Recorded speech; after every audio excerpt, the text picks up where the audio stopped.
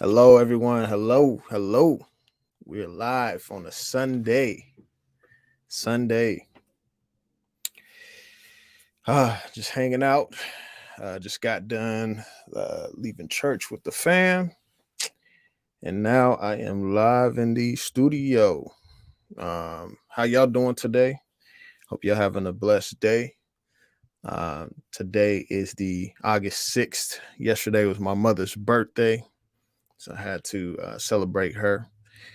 She's actually preparing to go to Africa. So she will be there for the first time. I was actually going to go to Africa, and I was thinking about November, but I think I'm going to wait.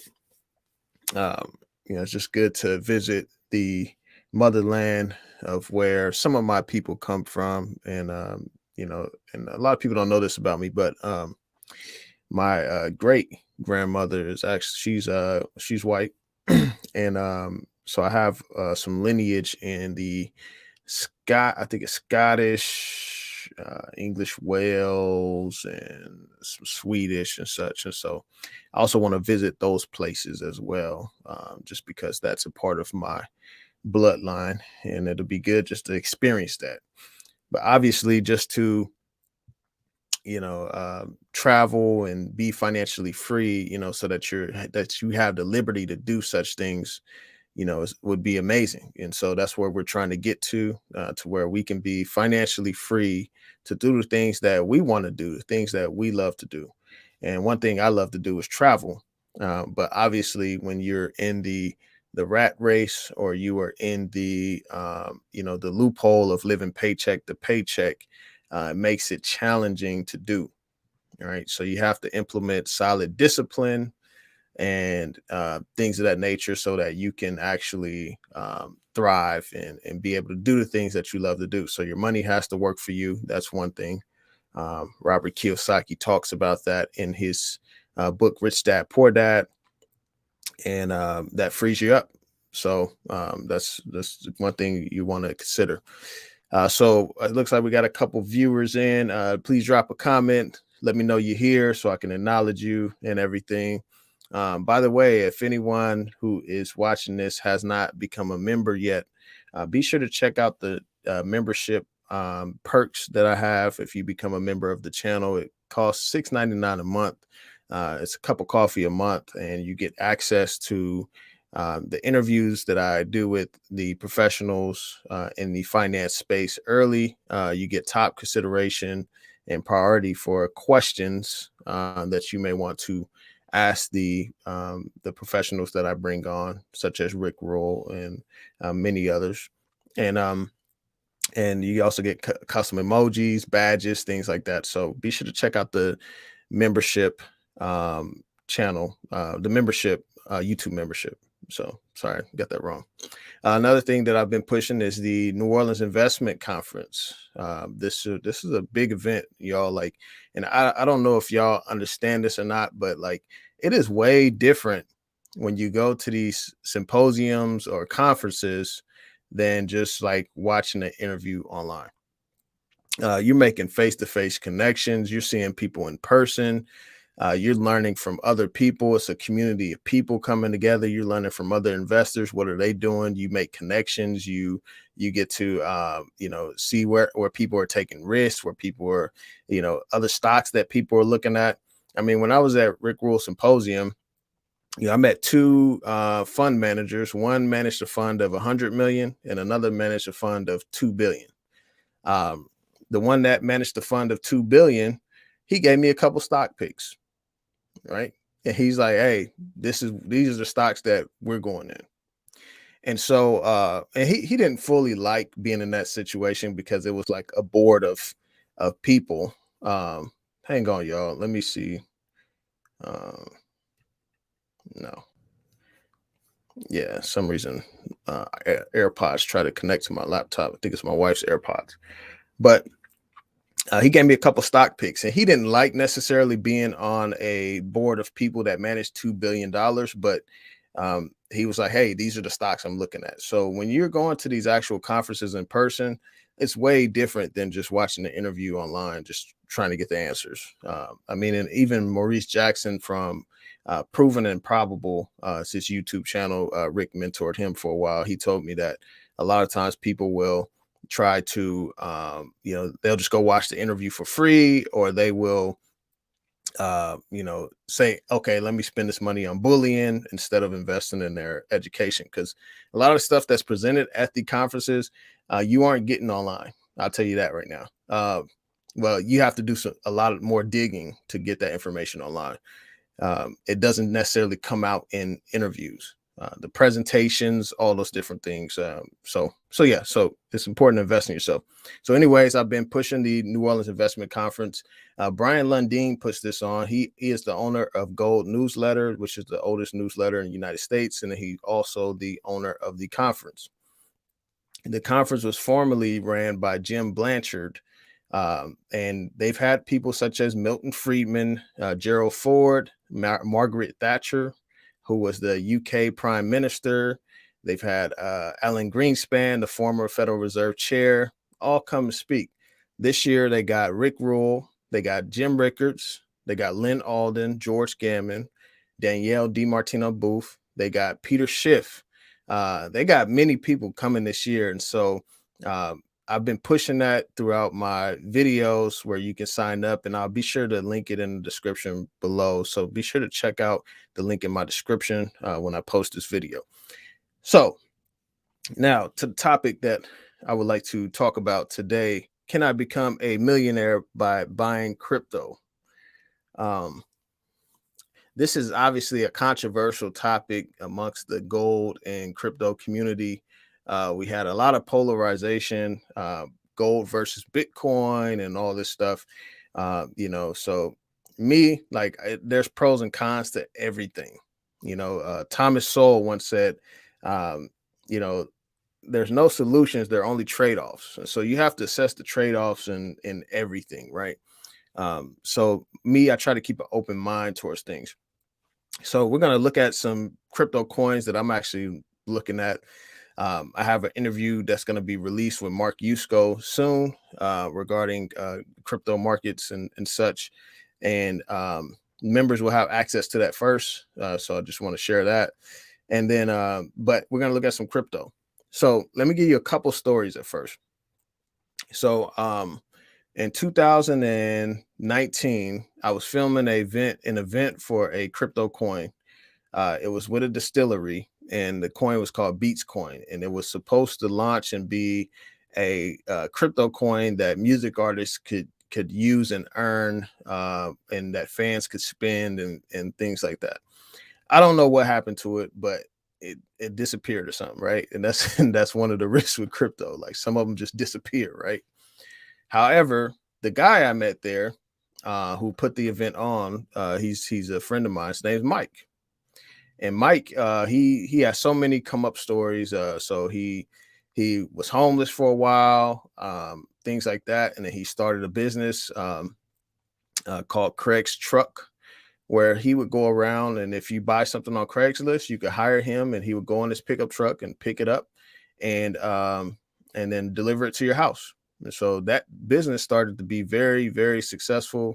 I think Craigslist even came after him at one point, but yeah, so he has that, American story of okay, being at rock bottom and coming back, and obviously, our current system, our capitalistic system allows you to do that. Our semi-capitalistic system, I say that, allows you to be able to do that, right? So he invested in this coin. I forgot what it was. I don't know if it's Clever or Clover or something like that. But he invested in it when it was at pennies. He put $5,000 in. He was telling my friend, our mutual friend, who's an artist, and he said, "Hey, put some money in this coin. Put some money in this coin." Blah blah blah. My friend didn't do it. I didn't hear about it. So, anyways, when the bull market came, the coin was at, I believe, 3 cents when he invested in it or something like that, and it blew up, and he became a millionaire, just like that. Within a year at least. So there are these stories of people that actually benefit from the either speculation or them just believing in the project. right? People can invest in many different things, whether that's businesses. Some people invest in businesses. Hey, I believe in this business. It's going to produce X, Y, and Z, and the business goes under. Same thing with crypto coins. Some cryptos have actual utility with the transition into Web 3, 3.0. And I'm not going to get into that. I have to refresh my memory on that, what that is.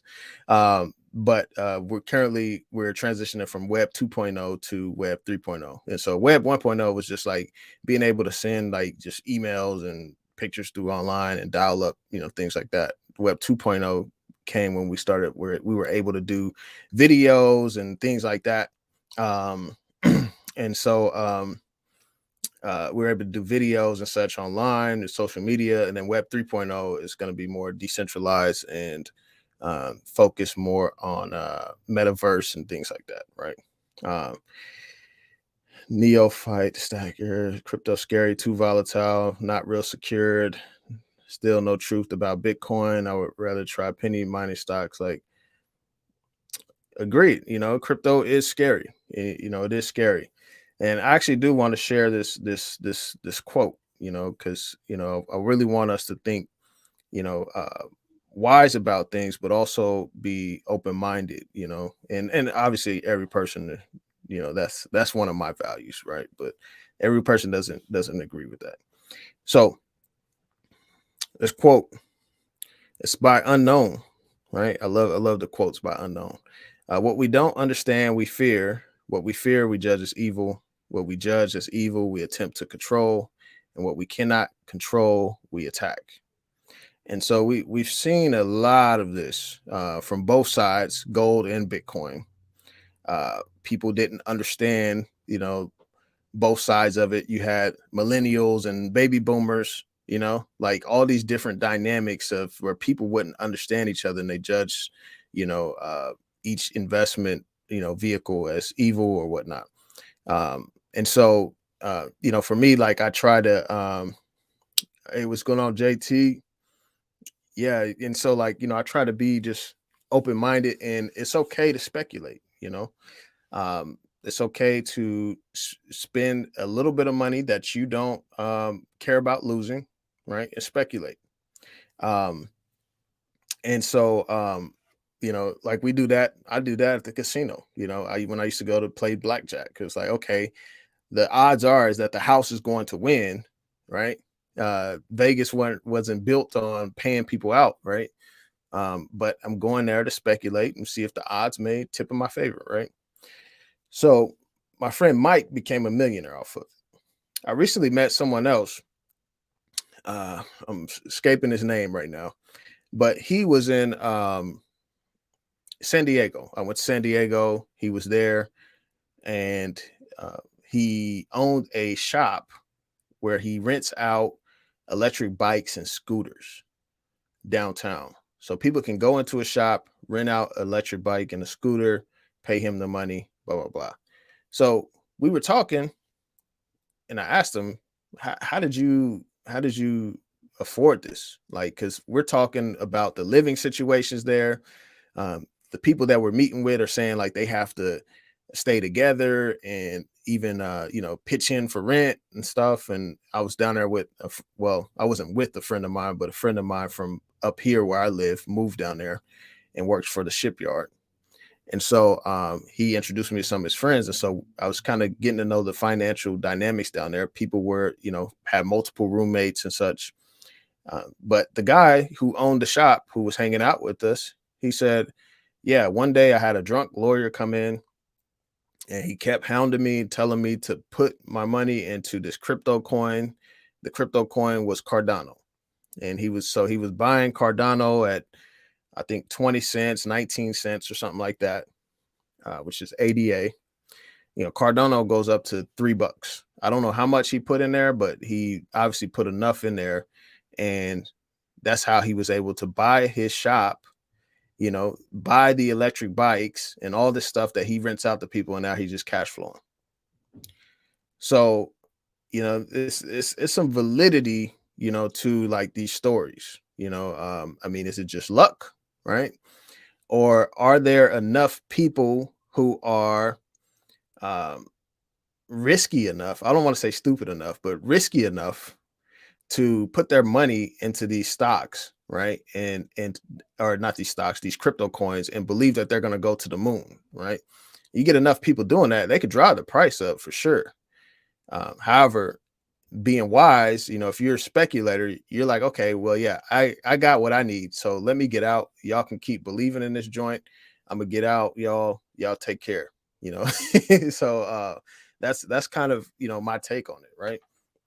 So um, we right now we're in the middle of a downturn in crypto. I mean, Bitcoin is rallied, I think 100% off the lows, which was 14,000. And a lot of altcoins are still down quite a bit. And so there's opportunities to be able to speculate, not with life changing amounts of money, but if you're able to put some money somewhere and hold it, like, okay, I'm just going to see what happens here. I mean, for me, like, hey, if I become a millionaire off of crypto, guess best believe I'm buying ounces of gold. I'm buying gold ropes, everything, right? I'm buying what I can tangibly touch in my hand, right? I'm buying real estate, things like that. So if that were to happen, then that would be amazing. If not, it's not going to be any sweat loss for me because I'm still positioned for the commodities bull run, and I still own gold, and that wasn't a life changing amount of money that I invested, right? So those are some things to think about. All right, so we're going to go ahead and look at a couple charts. So this is CoinGecko. So this is Cardano. So the guy I was talking about, he was buying Cardano around this price point. So we had the pandemic happen. Cardano's at 3 cents. You had the Bitcoin halving cycle. So the halving cycle is when Bitcoin, the algorithms for Bitcoin is like, okay, you mine a certain amount, and then every 4 years, the amount you mine is cut in half until I think it's year 2040 something or something like that, where there'll be no more Bitcoin that could be mined. So every time Bitcoin has these halving cycles, these coins shoot up. So yeah, the Bitcoin halving cycle around May 2020. This was after the pandemic, right? So people were getting these coins at 4 cents. This coin shot up to, what, $3, almost $3. So imagine turning 4 cents into $3. Like, how many 4-cent coins could you buy? So the guy that I met, he bought a lot of those, right?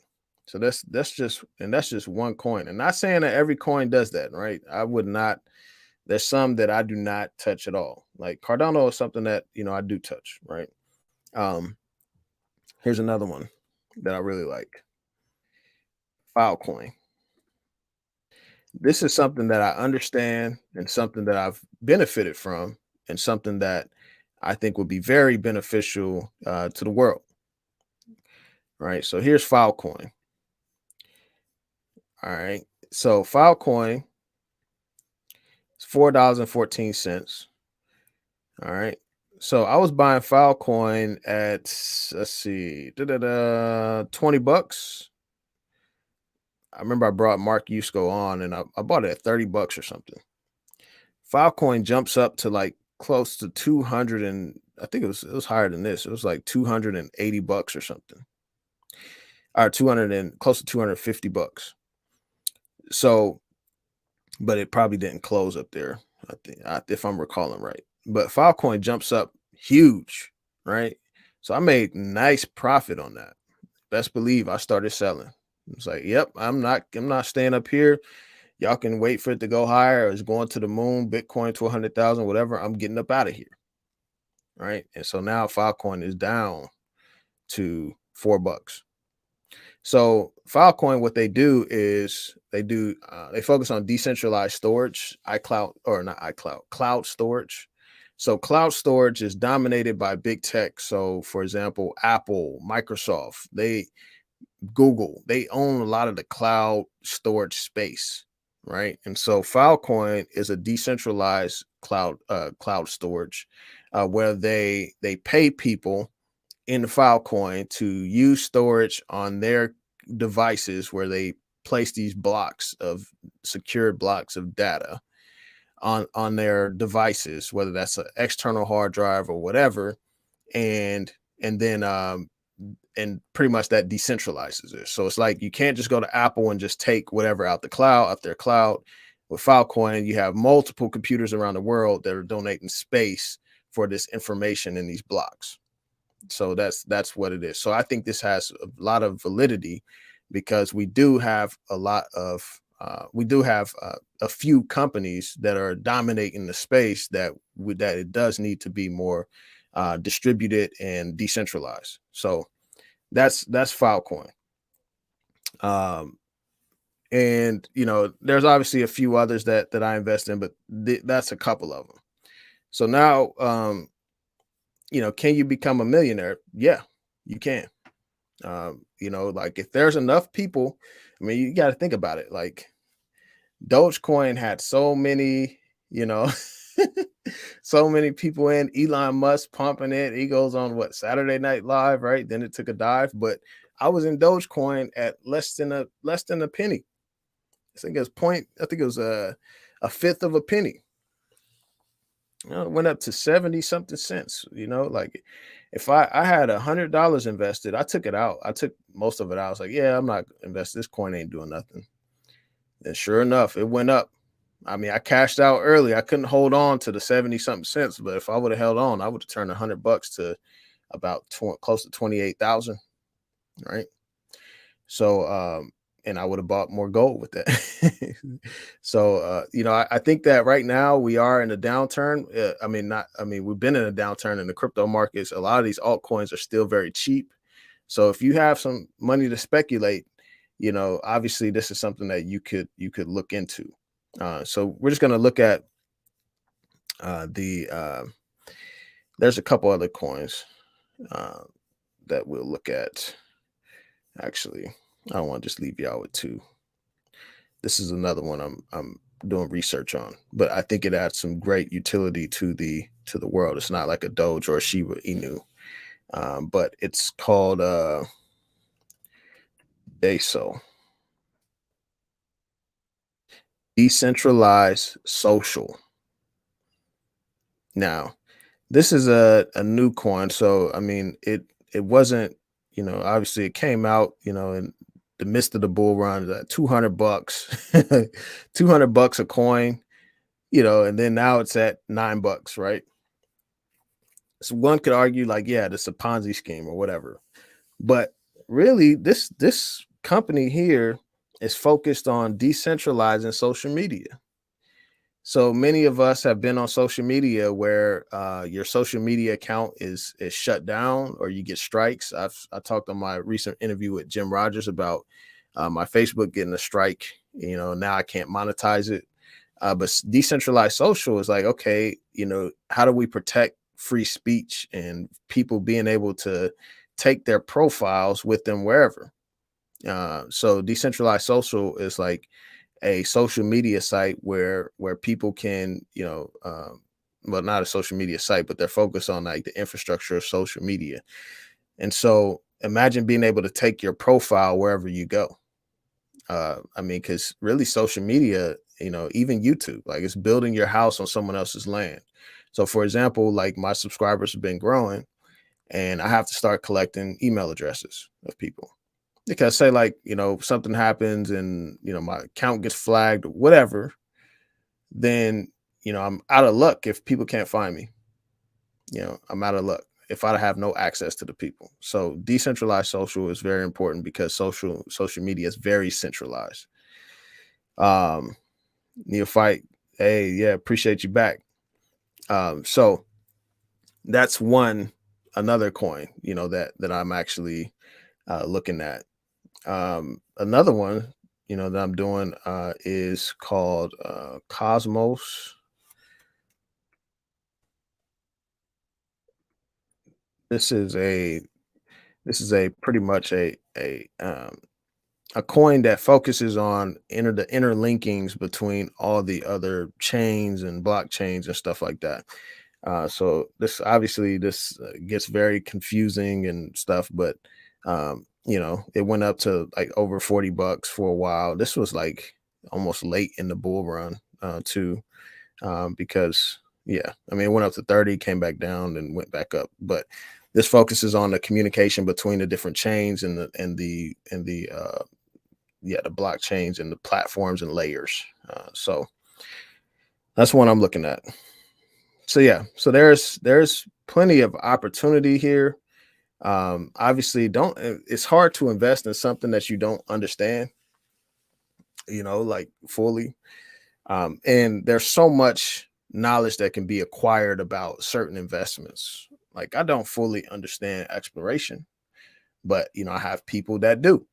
And so me learning that space is like, okay, like if I invest in this company, I'm not fully informed on every single thing about it, but I can look at like a balance sheet. I can look at what does it do, what value does it bring, and things of that nature. So it's opportunity in there.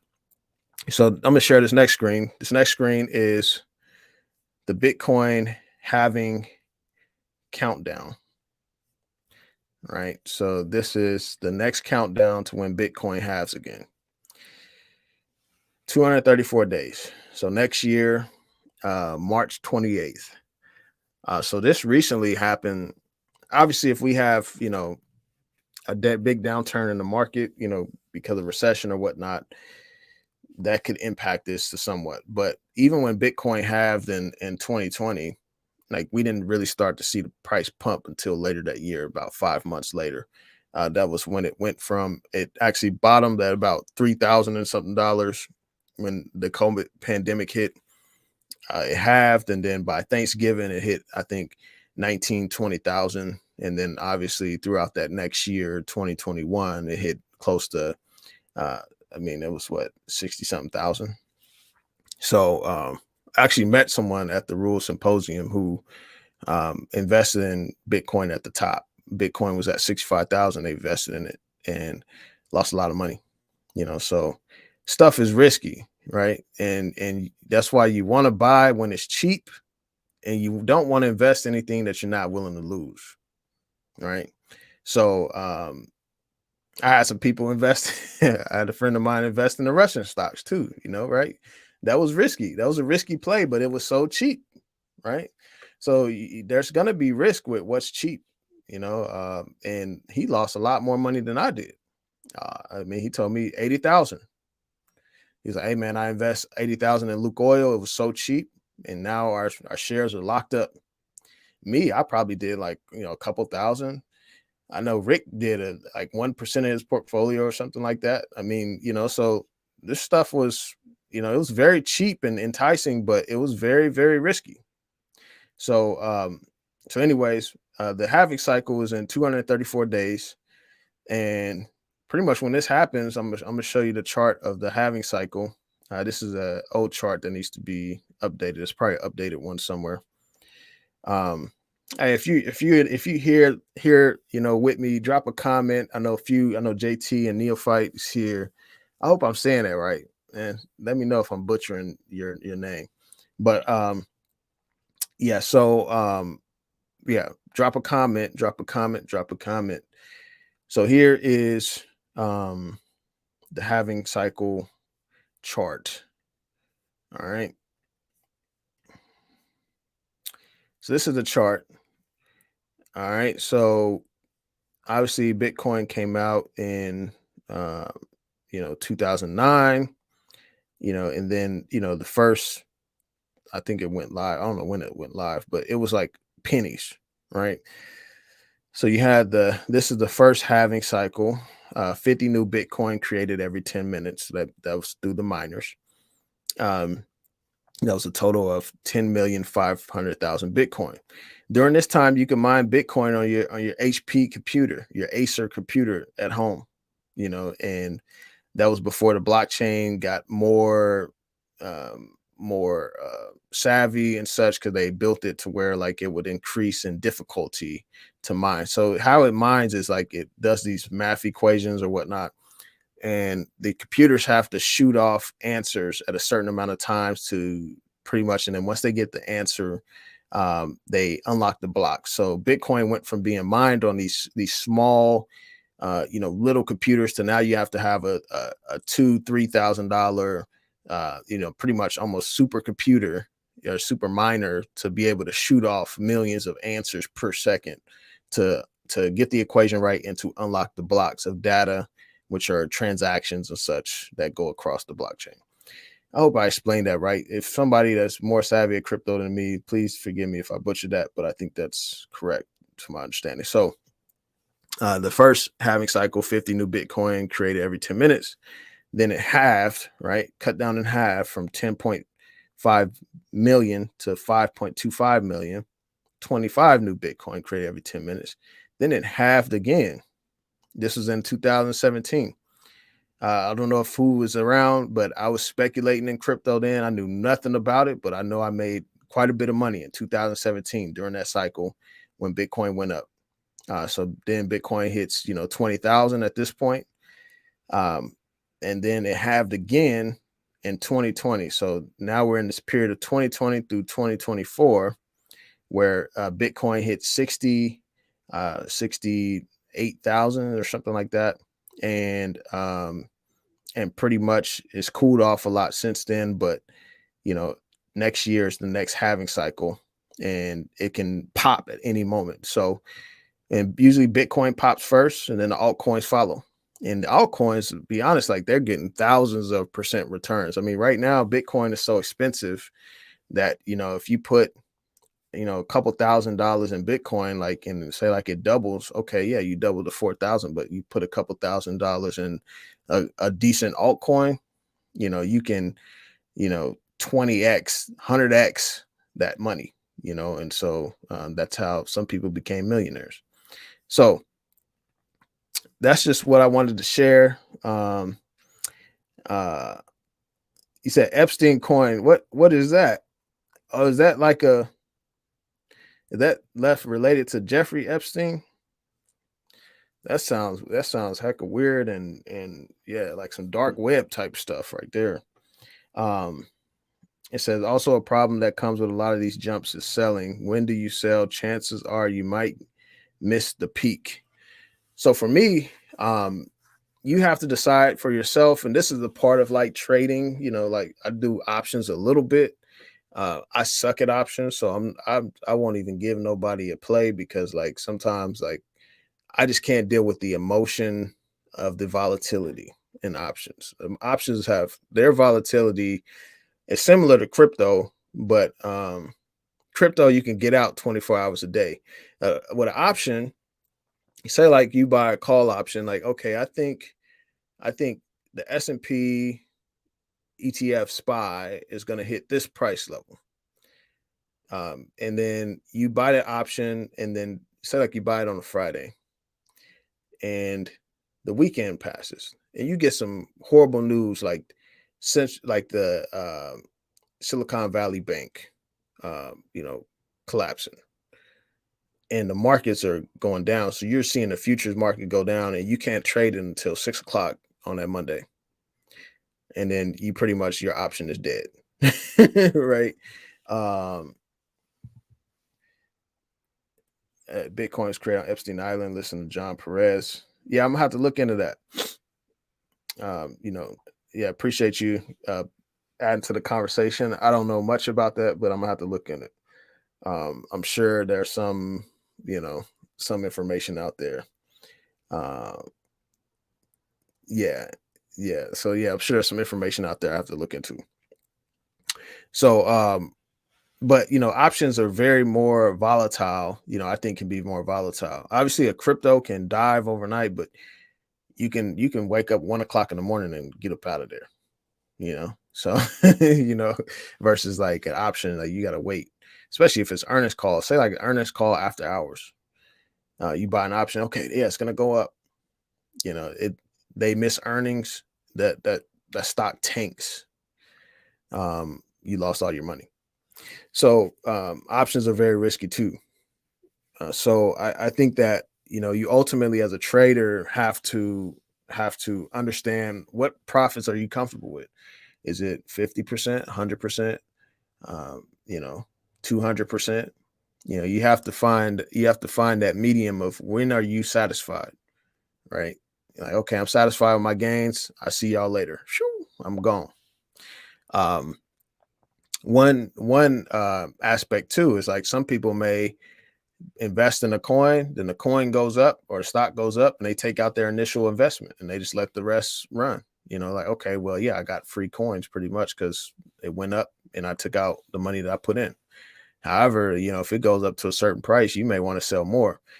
And so the idea is that as it goes up, this applies for the commodities boom run too. I mean, because Rick Rule talks about when he was in Paladin went from 10 cents to 1 cent and went up to $10. But he didn't hold it all the way to $10. But imagine like you see Paladin go from 1 penny, you bought it, and it goes to $1.50. You're like, hey, I'm way up on my investment. Let me sell some of this, take some profits. Then it goes up to $3. You're like, man, like I'm still down on I'm still up on my investment. Let me sell some more. This is what I did with Dogecoin. And then it goes up to $10 and you're like, wow, like, man, I sold a lot, at the bottom. But you have to be satisfied with those profits. Take your profits and go. You have to take your profits and go. Yep, options are risky, JT. Super risky. But do you know what I mean? Like I could buy Bitcoin at 30K and it says rocket to 75K in a week. It says it rocket 75K. I could be thinking now it's going 100K, so I hold, and then it tanks to 25K. I missed it all, and now I'm down. Yep, and that's what I'm saying. Like for me, I do not try to pick tops and bottoms. That's one thing that I learned. It's like, okay, this can go higher. Like and a lot of stuff is looking at hypothetically or like, uh you said you bought Carvana at 14 and went to 14, so now it's at 45. Yeah, and you have to be satisfied with that profit. You have to be satisfied because the issue is that it's a balance. So like if you like for example, like I have stories like that too. I invested in Fang Energy. Fang Energy during the pandemic. I knew nothing about oil. I knew nothing about commodities, bull market, none of that. I just saw it's cheap. Oh, this was $100 before. Now went down to like $11, right? $11. So now, when I look at Fang, so let's go to Yahoo Finance. I'm gonna show y'all a couple stocks. I didn't, and that's the thing is like, if you don't know, what you're into, right? So let's go Fang. And the value of it, I mean, that's when you get into valuations and stuff like that, which I'm not as good with, I'm trying to learn more about. This is Fang, Diamondback Energy, $148. It went up to what? Where was it at before? Get the ad off of here. This was in the last week. Fang was at $167. So this is where I actually bought Fang. Fang was at $94 here, 2019. Pandemic hit, boom, went down to $18. It actually went lower than that. I think it was $14. I sold it on the pop up to like 40. I didn't know what was going on in the oil markets or anything like that, but it's at $148 now. So it just kind of comes with the territory. Like you at some point you can either be too greedy to where you lose everything, or you can take something and be happy and go to the next one, right? And go, I've sold a few things early, and I think one piece of it though is like if you don't have a lot of capital to invest, let's say, I bought Fang Energy, but like I was putting in what, a few $100, $300, because I didn't have a lot of money to invest at that time, and I didn't have a lot of money to invest at that time, so I wasn't able to buy like thousands of shares, right? If I would have bought thousands of shares, I could have sold some on the pop. Okay, I'm gonna take some profit here, right? Okay, then I'm gonna wait. Okay, it spiked up to 75 bucks. Okay, I'm gonna take some profit here, and then I'm gonna keep my other shares and wait, right? There's other strategies you can sell covered calls, all that type of stuff, right? But we're not gonna get into that. But yep. So 3 years.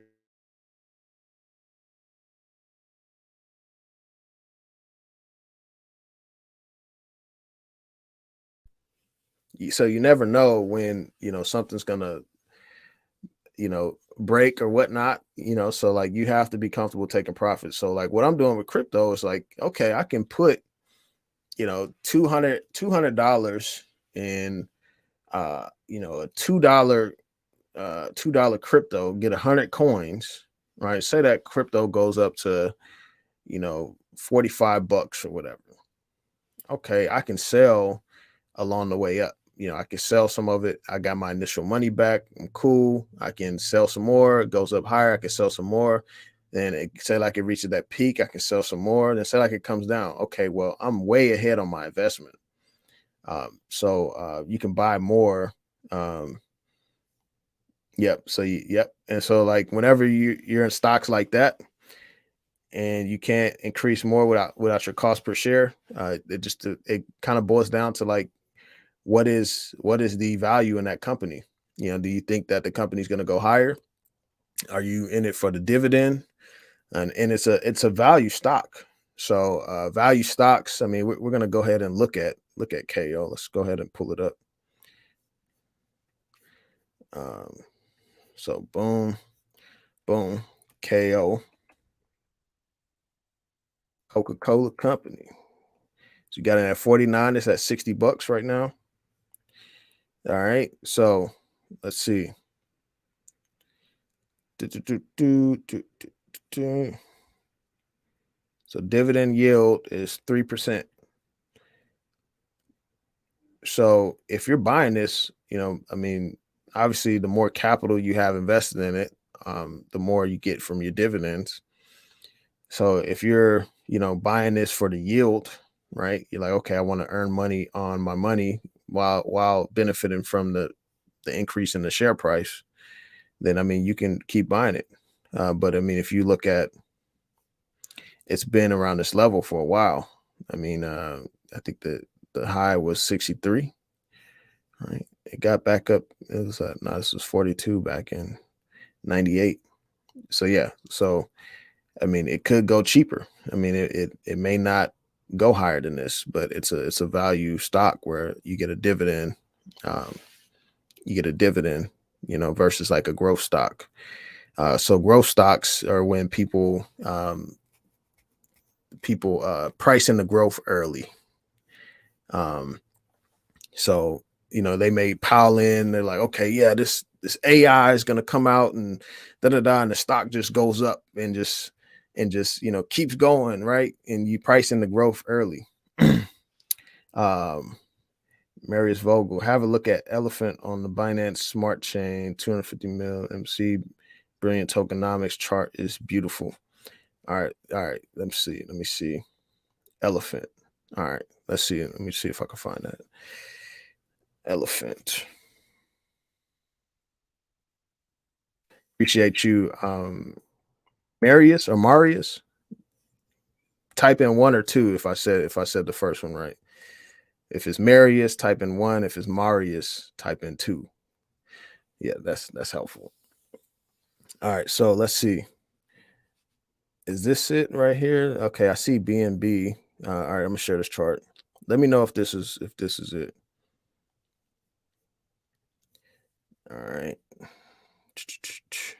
All right, Marius. Gotcha. Is this it? Elephant money? Yeah, this is like a Shiba Inu almost. But I imagine the gains would be just astronomical, right? So let's see. Let's see how much. Dun, dun, dun. There's no market cap yet. 24-hour trading value, 136,000. I'm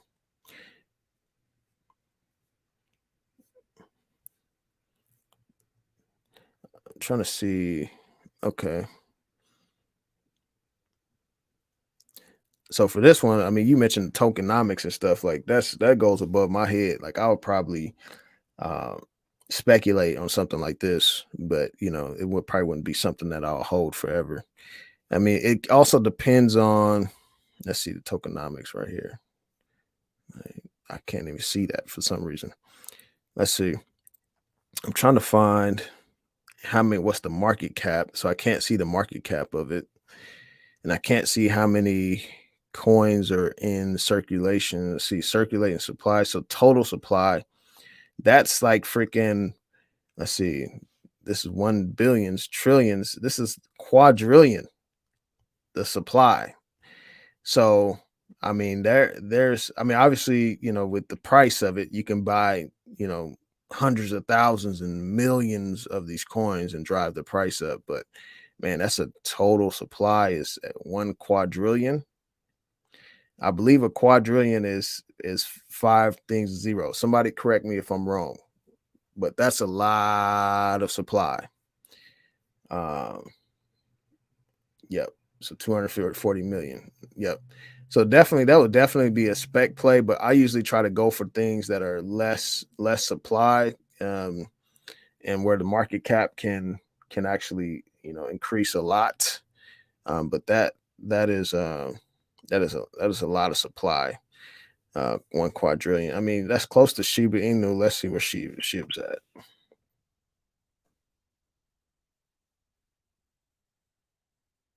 Yeah, Shiba Inu is like a little bit less than that, right? But this is the total supply, and I don't know where the elephant's at right now because it didn't show the circulating supply. But Shiba Inu's at current supply levels is 589 trillion coins. So yeah, that's a lot.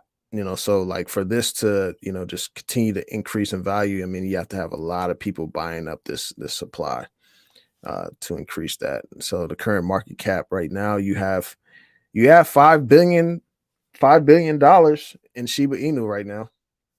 I mean, that says something. Some people are believing in that. Some people are just holding, right? I think I got some Shiba Inu too. Okay, you said look at the chart. My bad. Let me go back to the chart.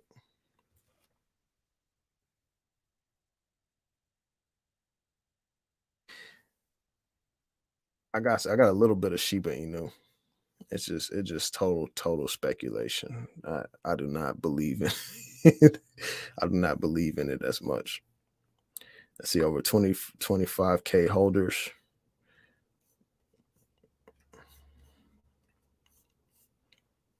All right, let's see the chart. It's 24 hours. If we look at the year, okay, so it's definitely been climbing, especially since January. Mhm. Yeah, so it's definitely been running. So what's getting me is these dang decimals. Let's see. So it took a dip there. And then yeah. So I mean, you're up quite a bit if you invest in that, right? I mean, you're up quite a bit if you bought that dip right there back in January, end of the year. Let's see the max. Look at this freaking spike. That was just parabolic. I hope they didn't hold on to that at that point, man. Shoot. But look, you could have bought this for like so cheap and then just held it, and then it's like you put $100 in just to speculate. That could have went up to, man, I don't know how much X you would have made on that, but you would have made a lot of money just on that one spike alone. However, yeah, I mean, it just all depends on what you're willing to risk, right? So yeah, so I mostly so third biggest holder of Binance on chain. Okay, Binance coin. Okay, gotcha. And Marius, I am not no crypto expert. I appreciate you bringing that up though. So yeah, I have to see where can you buy that at? Is that available on Coinbase or Qcoin or anything like that? Crypto.com. I may speculate a little with that. And when I say speculate, you all, this is not financial advice or anything like that. This is just me willing to take the risk with money that I don't care losing if I do. But that I'll be very, very happy if it pays off. So yeah, let me know where you can buy that at. So people can become millionaires off this crypto thing. I think eventually gold, uranium, they're going to produce a lot of millionaires as well. I mean, we're just going to have to play the waiting game. And you have to think about the mentality of many people. Many people, the average person, so for example, like people like to bring up the gold versus Bitcoin argument, right? And there's valid points on both sides. However, when you think about the rapid growth in these crypto coins or even Bitcoin, think about the mentality of people, right? You got to think about the psychology. The psychology is that people want to get rich quick, right? People want to get rich quick. So they're going to pile into these coins and speculate. Many people go to the casino.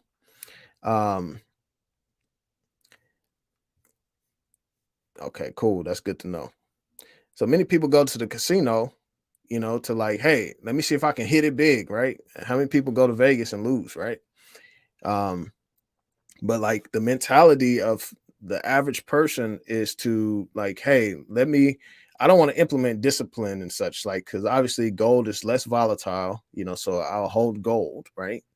It's going to protect my money in the economic collapse. It's been valued for thousands of years, right? And still used in industries and all of that. So I'll still stack gold and silver, right? But I know that me holding it is more for insurance rather than speculation trying to get rich quick. So like I hold gold to insure my money against the depreciation of the dollar, right? I'll do that with Bitcoin too. But I don't do it with as much with Bitcoin as I do with gold. I'm more a gold bug, I would say. But an open-minded gold bug, let's say that. So but however, with the average person, they want to get rich quick, so they're going to pile into these crypto coins. I mean, Elon Musk is on there talking about Dogecoin. Oh, I'm going to go in. Yeah, everybody go in, right? I mean, we saw it, and this will gold and uranium and these commodities will have their day. I believe we are in a decade where we will see these resources go extremely higher. So I am positioning myself for that. But I know that it could take longer, right? These cryptos, when Bitcoin halves next year, they could probably take off quick, very quick, but they can also come down very quick too. So I'm gonna be looking to take profits, buying more gold. I really want a Rakim rope gold chain. I'm about to show y'all. I don't know if y'all know who Rakim is. Rakim and Eric B. Let's see. I just want to show y'all. This is the type of gold I want right here. I want one of these. And it's more expensive now. Way more expensive now. Let's go. Look at this. Look at this right here. Gold was what, 200 bucks an ounce? I want, I wouldn't wear I wouldn't wear three of them like they wear, but I want a gold rope. You know what I'm saying? Like that I can, bring out on special occasions or something. I want a gold rope like that. And that is a lot of ounces and very expensive, right? They were buying this. This was in what, the 80s, late 80s. So I mean, gold was what, less than 200 bucks an ounce then. So, now it's at 2,000 bucks an ounce. So, I mean, it's going to take a lot more money to get to that level right now. But, I want something like that, right? JT know what I'm talking about. Yeah, theirs was hollow. Yep. That will break your neck. Exactly. Exactly. But I mean, right now, imagine if that was, I mean, JT said it was hollow. How many ounces you think that weighed, JT? How many ounces of gold you think that was? You know, estimate, guesstimate. I know we weren't like close to it touching it, but I know they were soft. I know they were soft from what I heard. So I'm friends with um, I'm actually gonna show y'all who I'm friends with. Y'all never knew this. Let's see. Y'all never knew this. So this is a friend of mine here. Old school rapper. Very old school. Kilo, it's mixed right, 14K. Probably so, but I'm sure it was expensive. So this is a friend of mine, Kid Sensation. So he was on Sir Mix-a-Lot's. They were kind of labels or whatnot. They were Sir Mix-a-Lot. He was in that. My posse's on Broadway. He was in that video. He was like 19 then. So I actually shot a couple music videos for him, and we shot what, 2 videos together? Yeah, 2 videos. He wanted me to shoot this video West Side, but I was just going through some stuff, so I never really got in touch with him about it. But he got a shot. It was dope, and he had Wands on it. Wands is the guy that sings on Thrift Shop with Malcolm Moore. That I'm finna pop some tags, So like that's him. So, anyways, Kid Sensation, he got the big gold rope on. So I know him. He used to live up here, but he moved out of state. But yeah, like he's on Wikipedia and stuff. But yeah, he was definitely a prominent figure back in the hip hop era. So yeah, I forgot where I was going with that, but he had one of them gold ropes, and I think he told me that it was soft and kind of hollow. So that's why I was mentioning that. See, look, I got some folks in here that they come from that era. They know that era. I know it a little bit. Me, I have to go back. Because I was a kid during that time. I have to go back to that era. So yeah. So so I know Kent Sensation, and he had one of those, and he told me that I think he told me it was kind of soft and hollow. So yeah, that's what I want. I want to get one of those, and I will wear it on the channel. I will wear it on the channel, and just to be like, hey, we made it, blah blah blah blah blah blah. But I will wear it on the channel, y'all. So I'm gonna get going. I got to get to the fam. Hey, if y'all haven't joined yet, be sure to consider joining my channel membership. Really trying to build a community of people. Obviously, it costs $6.99 a month. I'll eventually open up more tiers or whatnot, but it gives you access to the interviews early. Hey, tell kid about Elephant Monkey. Hey, I might have to tell him. Yeah, so I might have to tell him, Elephant Monkey, man. So because I may get in there and end up with a gold rope. But so if you haven't joined yet, consider joining the membership of the channel. $6.99 a month. I mean, we spend that on coffee. I mean, if you can't do $6.99 a month to support your boy, you know what I mean? Like, if you find this valuable, what I deliver is valuable, which I did it for free a long time. Like, right? I mean, Rick Rule's been coming on since 2021. Then I had Lynn Alden on once. I've had Stephen Van Meter, Gareth Soloway, Jim Rogers been coming on for a while, and my channel's been growing slowly but surely. And I'm dedicated to the process now. I think that Rick inviting me to the symposium and connecting me with his people, was an investment in me, and so I want to take that seriously, especially when someone's time is that valuable. How did I get linked up with all these guys? So it was honestly, so like I started the channel, in the midst of the pandemic, and just started consuming. I read Rich Dad Poor Dad, went to Robert Kiyosaki's channel, and just started diving into, like, I just got very interested in macro and finance and what's going on. Like, the world seemed like it's going to be collapse. People were losing their jobs. Like, it was just a crazy time, right? And I was like, man, I had no savings. So I was like, okay, I got to get on it. I started doing Instacart, DoorDash, along with working my job, and me and my wife would do Instacart together, bringing in like 700 to 1,000 a week. I started buying gold and everything. Marius, I'm not on Telegram yet. I'll probably start one at some point.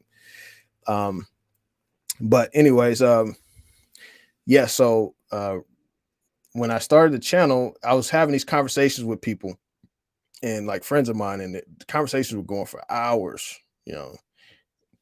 And I was just like educating, educating, educating. And it got to the point where I was like, yeah, this ain't sustainable. They got families and stuff. So I was like, I'm just gonna start a podcast. So started a podcast.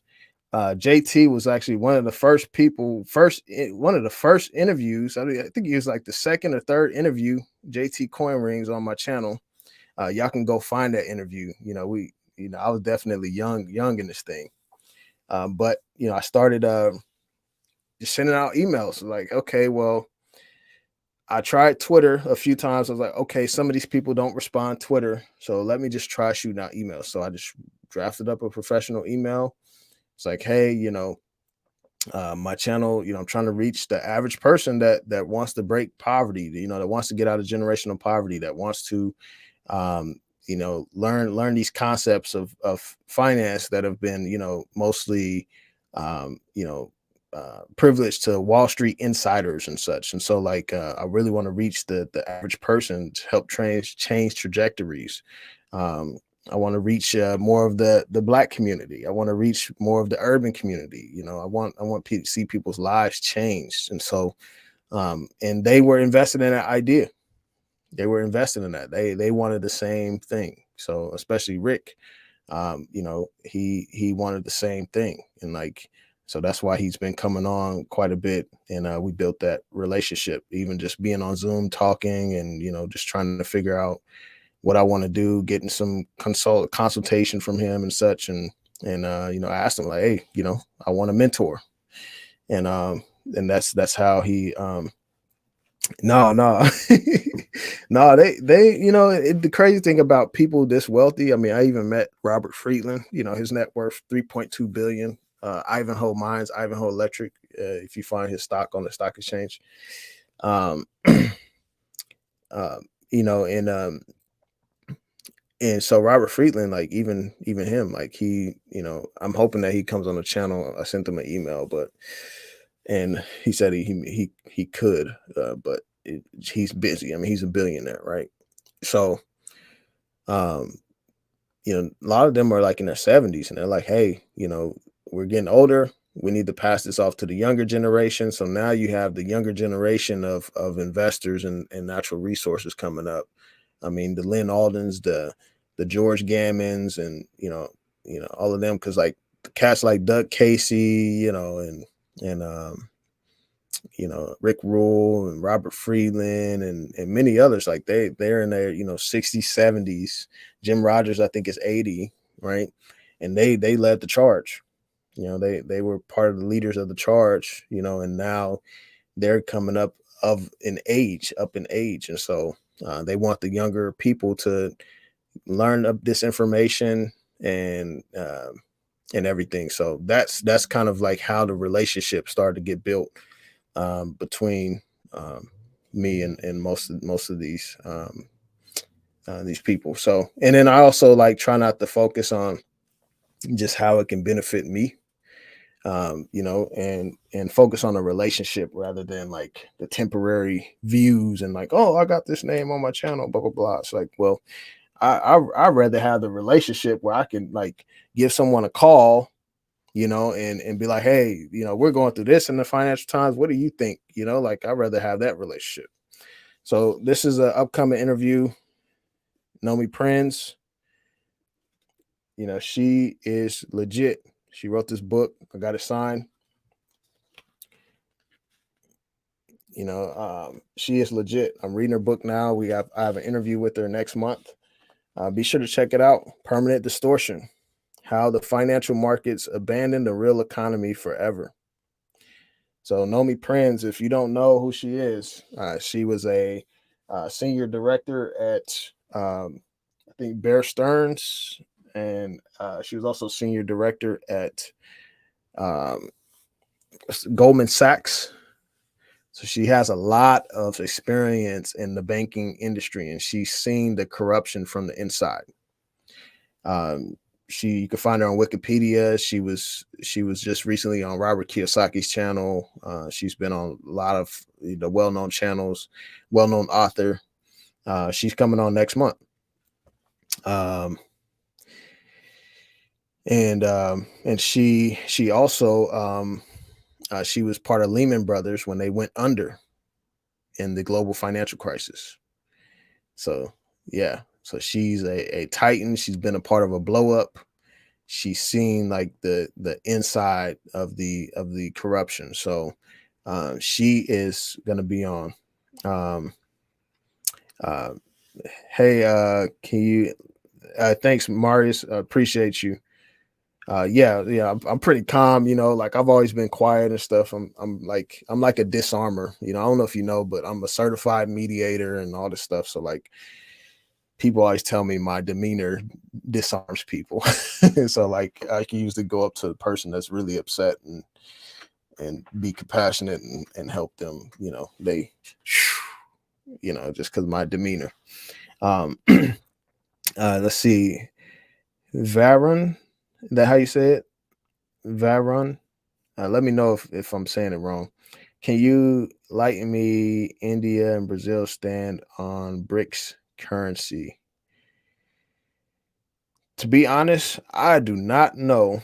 Um, when I talk to Alice Dare and all of them, they research it more heavily than me. I have some articles up that I'm going to dive deeper into, and I'll do a live stream on.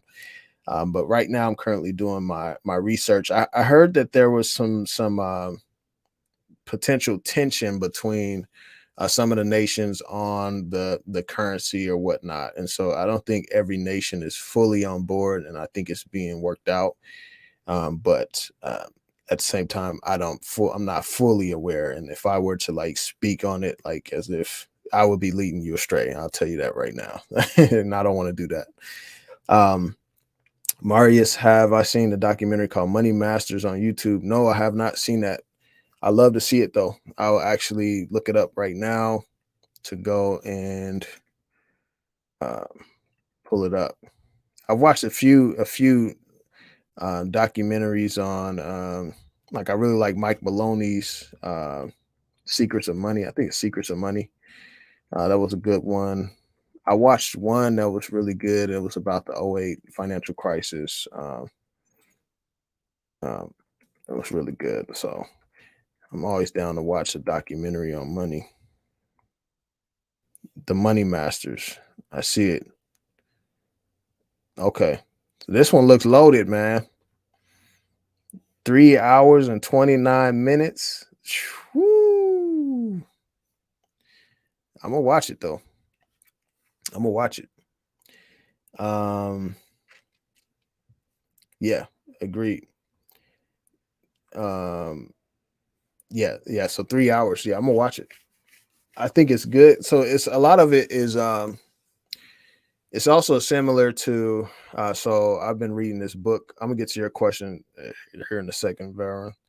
Varon, I think is that how you say it. So this is a good book. It's very loaded. So you have to be ready. You have to be a reader. I mean, I still haven't got through the whole book. I'll be honest with y'all. I have so many books. I buy them and put them on the shelf. So this is called The Power of Gold by Peter Bernstein. He did a foreword he had a foreword from Paul Volcker, and it's like close. I mean, 448 pages, but he goes through like all the history of how gold went from like being an adornment and just a sign of wealth and power to how it became money. And he goes pretty deep into like everything from the Lydians to the Egyptians to the Arabs, and like how all these different people were like competing and taking, so like it's pretty dense. And I still haven't got a chance to read through it yet, but I've read through probably like a good quarter of it. Let's see, Saudi Arabia joining the BRICS on next BRICS summit. I believe Saudi Arabia is supposed to be joining the BRICS. I believe I want to say they filled out an application for it, or something like that. I think 'cause multiple countries were applying, and I wouldn't imagine that they would deny Saudi Arabia, who's been a huge powerhouse in the oil markets and um, a huge supplier of oil. I mean, because many pretty much the BRICS nations are the least. Well, they have the most people and population wise. I think they're at billions, right, compared to the West, and but they have the least amount of energy, for their people. And so Saudi Arabia is a huge energy producer, provider. Russia is as well. And so I can see, places like India and China definitely benefiting from both of them. So I wouldn't imagine that they would deny Saudi Arabia. And I think Saudi Arabia did put in some type of application. Yeah, peep that out, neophyte. All right, y'all. If you haven't subscribed yet, subscribe. Consider becoming a member. Check out. I posted the links, multiple links in the recent interviews for the New Orleans Investment Conference. Be sure to. I mean, I love to see some of you out there. I'm trying to make it out there. I'm just having to figure out, obviously childcare and all this stuff, right? The adult things. But yeah, it's going to be live. A lot of people are going to be there. George Gammon, Lynn Alden. And you got to click the link in my description though. I'm about to actually post this link in my in the chat here because I want to get credit. If you're going to sign up, I want to get credit. I want to get credit for that. Also, the video with Alice Dare McLeod yesterday is blowing up. It's been a few views. So appreciate all the support on that. All right, so go to this link here. This is the link. Boom. Let's see if it popped through. Yep. I don't know if it. Love you too, fam. Love everybody. Appreciate you. But that's the link to the New Orleans Investment Conference. So if you click my link, definitely. Yeah. Thanks. Appreciate it. Appreciate it. Yeah. Please hit the subscribe, join the membership. If you want to come to the investment conference, Lynn Alden, Rick Rule, everyone's there. You can make solid connections, meet people face to face, and meet other like-minded investors like ourselves. So, um, yep, yep. So, all right, y'all take care. Let me get going. I'll go live again soon. So, peace.